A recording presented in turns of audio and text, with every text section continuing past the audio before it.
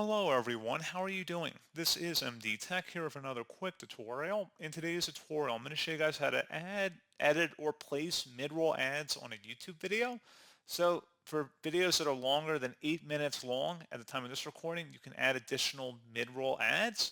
Please keep in mind that even if you place the ads, it doesn't mean that YouTube will play the ads at every given ad break.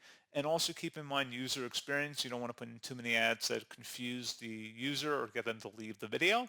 So with that said, we're going to go ahead and jump right into it.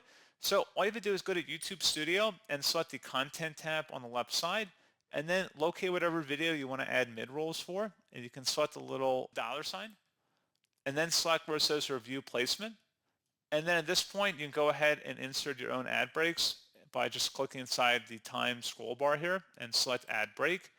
And then once you're done, you can also click on the play button to preview and see how the ad break looks from the viewer's perspective. And then you would select Continue to save that, and then select Save to finalize that change.